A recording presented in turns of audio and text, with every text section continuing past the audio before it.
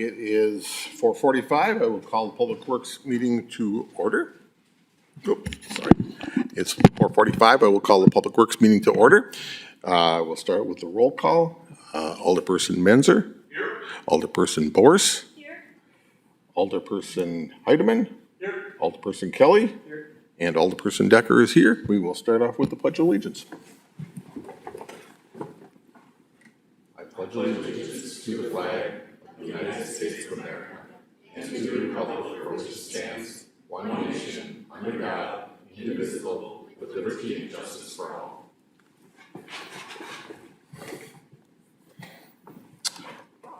Okay, we'll start out with the, is anybody here for public comment? Looks like we have an empty audience, so we're good to go. Nobody online. Okay, move on to, approval of the minutes for number 4. Looking for approval for the July 13th minutes. Motion to approve. Second. Motion is made and seconded. Any comments on those minutes? All in favor? Aye. Any opposed? Chair votes aye. Those are approved. Okay, move on to number 6, General Ordinance number 102627 by Alderpersons Mitchell and Perrella, amending section 48-2 of the Sheboygan Municipal Code as to update the filing fee amount. I don't have the. How do we? Thanks. Thank you, Alder Decker. Okay, thank you. So this item is being brought forward because our vacation ordinance has not been updated in approximately 20 years. The fee that we are recommending is at the city's actual costs for publication and for staff time to review and process vacations or discontinuances petitions. This does not include changes to the personal service notices. Those are different for each vacation depending on the number of properties at play. So we propose modifying the language to allow for the service costs to be billed after the fact once they are known. Okay, thank you, Attorney Majors. Any comment from the, Alder Kelly? Good. Okay. So you had said that this hasn't been updated in 20 years. Going forward, as costs increase, is there a schedule of how often we should be revisiting this fee schedule? Or is there some way that we can maybe have that be updated at a more frequent basis where it's not necessarily in the code listed here? I'm just curious. I'm so happy you asked that. We are working on, I should say our finance department is working on a comprehensive review of every fee that the city issues, as well as every fee referenced within the municipal code. Our long-term goal is to remove those fees from the municipal code and transition them into a fee schedule that is published on the city's website, similar to how our municipal code is currently published. And then those fees will be updated annually based upon cost increases and things like that. All right, thank you. Yeah, I think this seems good in the interim until we get to that point. So I'm in favor of this. Alder Heidemann. Thank you, Chair. How often do we get a request for a vacation of a street or an alley? It seems to come in waves. Waves. Right. When I first stepped into the role, we received 3 or 4 petitions that summer. I think since then, we've only received maybe 1 or 2. I'm looking at Kevin for a nod, 1 or 2 since then. So we receive them as property owners are looking at their properties to make improvements, want to install a fence, want to know where their boundaries are for installing or updating landscaping or entry stairs, things like that. Those are usually the triggers. There are a couple of areas of the city that we might work to do some vacations just on a bigger scale, like a neighborhood-wide reassessment of the width of a right-of-way, but I would say maybe 1 to 2 a year if I had to average it out. No, just so, because in the case of an alley, you've got other people that are living on that alley. How would you vacate a portion of the alley? Then they wouldn't be able, say it was on the end. Then the people that lived on the alley wouldn't be able to get through to the street. Right, and there is a law that prohibits the city from vacating of right-of-way if doing that would prevent another property from having access to the right-of-way. Okay, thank So you. when we're looking at these on a bigger picture scale, we're looking at, all right, well, maybe we have, and Kevin's gonna roll his eyes at my numbers because I'm bad at numbers, but maybe we have a right-of-way that is 60 feet wide and it's a residential connector street that only needs to be 45 feet wide. If we narrow the right-of-way, then all of the properties that are on that road have extra front yardage that they can use for their front entry walks and things like that without having to negotiate with the city on insurance requirements and that sort. Thank you very much. Okay. Any other comments? I'll be looking for a motion then. Second. Motion's made by Alder Kelly, seconded by Alder Borse. All those in favor? Aye. Any opposed? Chair votes aye. That's approved. Okay. Number 7, resolution number 62, 2627 by Alderpersons Decker and Kelly, authorizing the city engineer to enter into an agreement with the Wisconsin Division of Emergency Management to accept hazard mitigation grant program funds to protect wastewater infrastructure of the city of Sheboygan, specifically the sewer interceptor. Engineer Jump. Thank you. I am very happy to finally be bringing this forward. We've been working on this for over 3 years. Been a lot of delays and I believe some turnover at FEMA, a little bit at WEM. So this project will allow us to protect the Lakeshore Interceptor.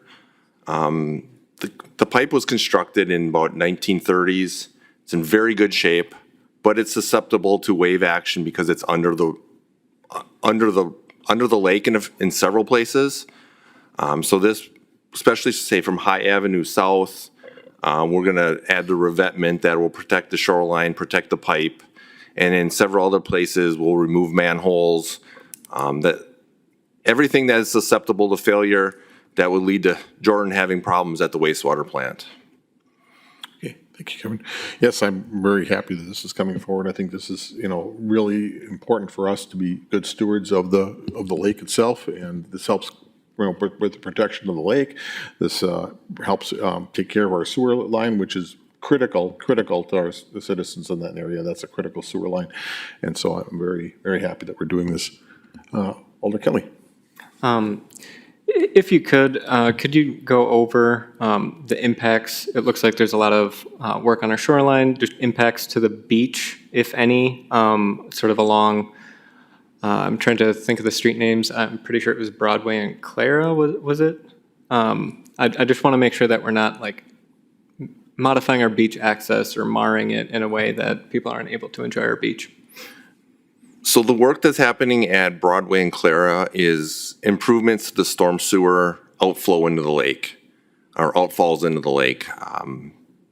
They're prone to being full of sand from wave action, and the proposed redesign should help alleviate some of those issues. It won't restrict beach access at all. Okay. And then one follow-up. Go ahead. So there's a trail, an access trail that goes basically from High to the wastewater treatment facility. Several of the residents of my district have complained about the dead trees that are on that bluff. I do worry that those trees being as dead as they are could create a hazard of falling down that access road as people are there. Are those planned to come down as part of this? Without looking at the specific trees, I suspect that most of them will be removed as part of this project. Okay, thank you. Thank you. Any other comments? Looking for motion then. Motion to approve. Motion is made by Alder Kelly, seconded by Alder Borse. Any other discussion? All in favor? Aye. Any opposed? Chair votes aye. That is approved. Thank you. Number 8, resolution number 65, 2627 by Alderpersons Decker and Kelly, authorizing the appropriate city officials to accept easements and to sign a memorandum of understanding for the city to construct, install, maintain, operate, inspect, or remove a sanitary sewer. This would be back to you then, Kevin. Yes. So this item and number 8 and 9 are related to the new South Side Interceptor. So we're changing gears away from the Lakeshore and looking at the new South Side Interceptor. Both of these are easements that are being provided to the city at what I anticipate will be no cost unless something changes. But I suspect there'll be no cost. But these are needed to get the sewer out to the southwest portion of the city to clean up our sewer infrastructure down that way and expand to provide more service to the Gartman development. Okay, thank you. Questions on this at all? I think this is pretty self-explanatory. Oh, go ahead, Alder Kelly. So just to confirm that I'm not super familiar with reading these technical maps. So this would be mostly along Lakeshore Drive next to the streets, not directly under the streets? Correct, yes. We're not going to put the sewer within Lakeshore Drive. It'll be off on WPL property. Okay, thank you. Thank you. Okay. Any other questions? Looking for a motion then. Motion to approve. Motion's been made by Alder Kelly, seconded by Alder Borse. Any other discussion? All in favor? Aye. Any opposed? Chair votes aye. That's approved. Number 9, 662627 by Alderpersons Decker and Kelly, authorizing the appropriate city officials to accept easements for the city of Sheboygan to construct, install, maintain, operate, inspect, or remove a sanitary sewer. Evan, I guess this is pretty much the same. Same one. Same song and This is through the utility corridor. That is kind of just south of the Alliant Power Plant. Okay. All right. Motion to approve. Motion's made by Alder Kelly, seconded by Alder Borse. Any other discussion? All in favor? Aye. Any opposed? Chair votes aye. That is approved. Number 10, 672627 by Alderpersons Decker and Kelly, authorizing the appropriate city officials to enter into an addendum dated July 15th, 2026 to the contract with Fulth Infrastructure and Environment LLC for design services related to the Southside Interceptor System Rehab Access Shoreline Protection Program. Is this Kevin or is this Liz? I got this one. Okay. So now we're going to jump back to the first item, the WEM Okay. agreement. So this is final wrap-up design costs to take that project to get bid-ready documents. Okay. All right. Move to approve. Motion's made by Alder Kelly, seconded by Alder Borse. Any other discussion? All in favor? Aye. Any opposed? Chair votes aye. That is approved. All righty. Now we'll go number 11, 682627 by Alderpersons Decker and Kelly, authorizing the appropriate city officials to enter a procurement contract with Peregrine Process Technologies for final effluent strainers. This one would be Jordan, I guess, then, huh? Yes, thank you. I'll try to take some attention away from Mr. Jump for once. He's a little selfish in that way. So the next three items are purchases that we're hoping to make at the wastewater plant. The first is the smallest of the three. It is for a strainer that will help with the final effluent water that we use to do a lot of lubricating and cleaning around the plant without buying city water for those purposes. Those do have some minerals and things in them where we do need to strain that out. The strainer that we have is very old and is oversized. So we were planning to buy this in 2027. We had gotten some budget numbers several years ago that were in the $150,000 range. As I was starting to research this again this year, I found that there was a unit better sized for the equipment that we have that's only in the $37,000 range. It was a low enough dollar figure, and our equipment's old enough, and Director Krieger added a note to the resolution that we did save quite a bit of money on not having to buy a pump this year. And so I hoped to move this up a year, and essentially this would require a budget amendment.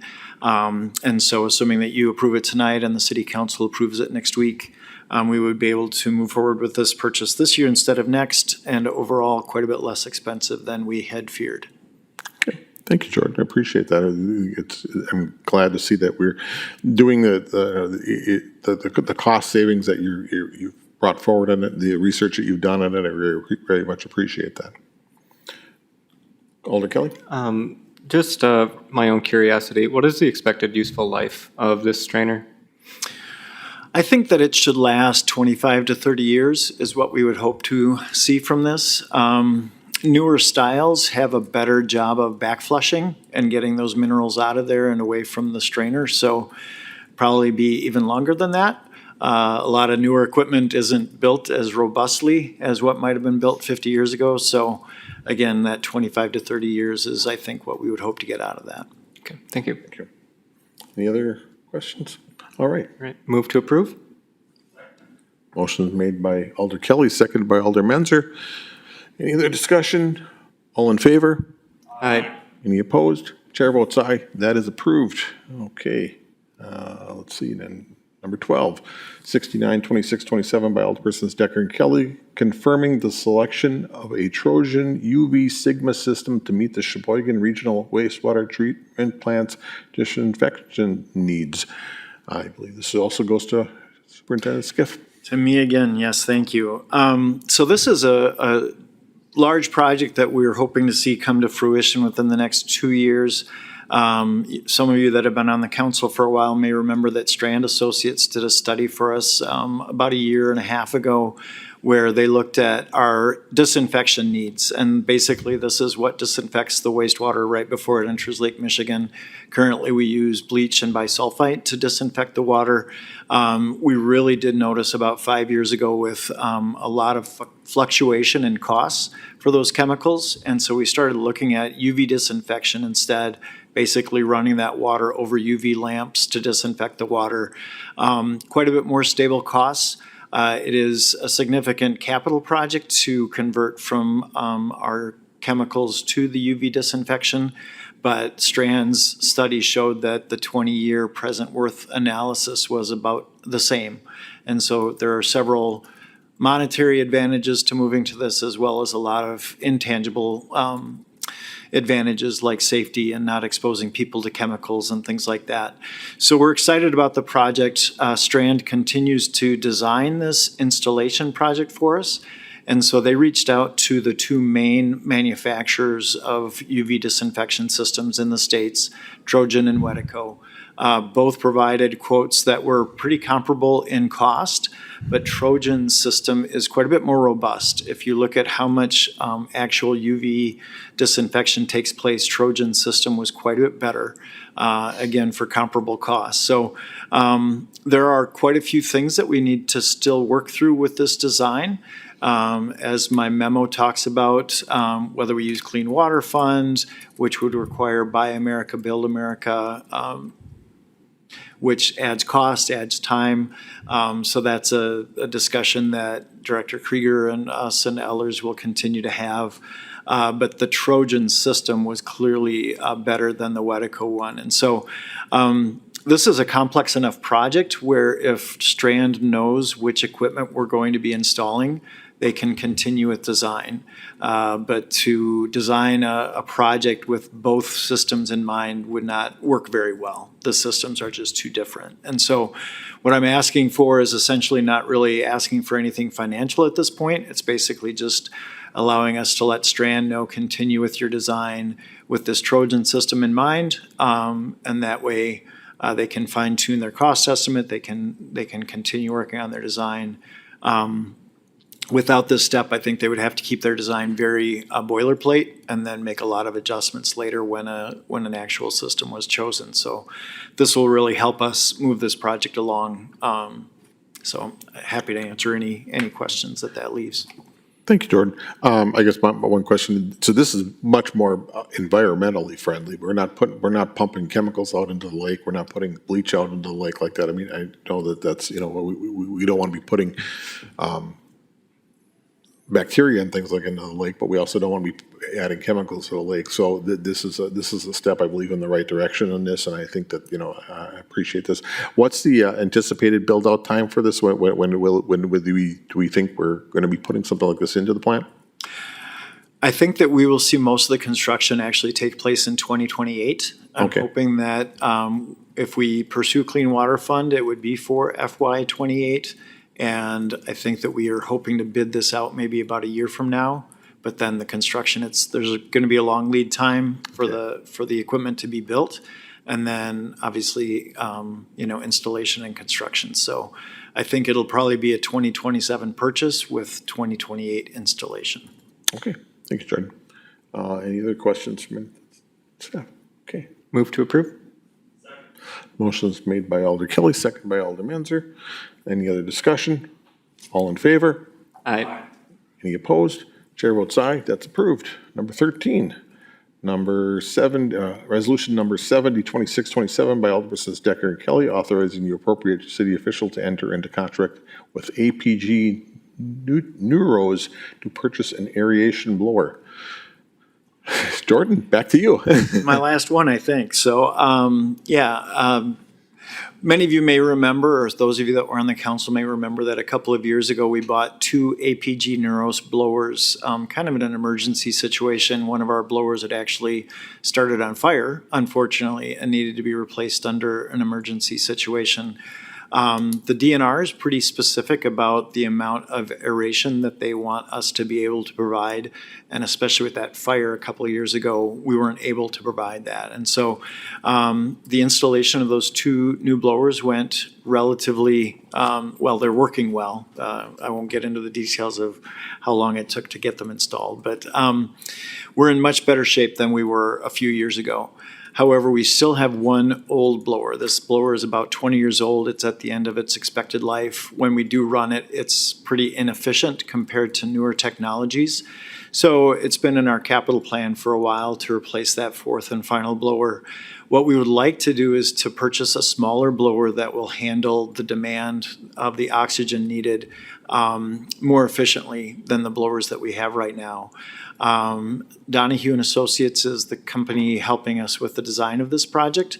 And similar to what we did with the UV project, they reached out to 3 reputable companies, asked for quotes on the equipment that those companies would quote that would meet our needs.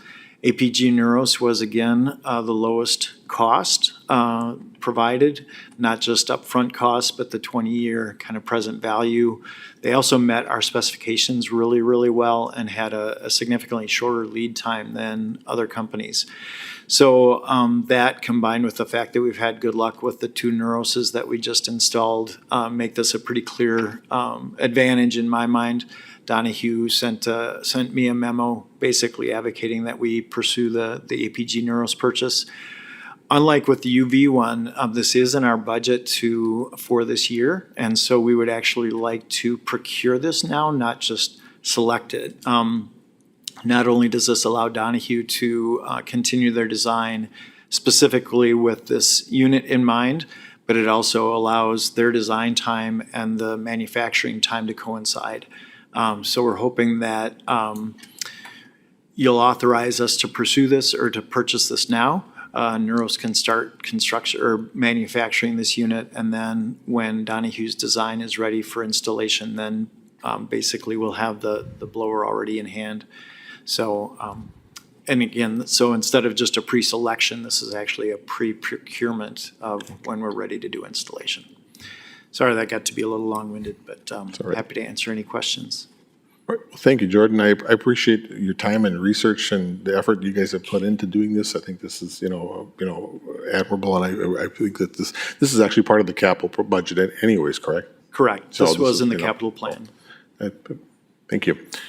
Any other comments from the staff? Okay. Okay. Move to approve? Motion's made by Alder Kelly, second by Alder Menzer. Any other discussion? All in favor? Aye. Any opposed? Chair votes aye. That is approved. Okay, tentative next date is August 10th, 2026. Looking for a motion to adjourn. Motion to adjourn. Motion made by Alder Kelly, seconded by Alder Menzer. All in favor? Aye. Chair votes aye. We are adjourned. Thank you very much.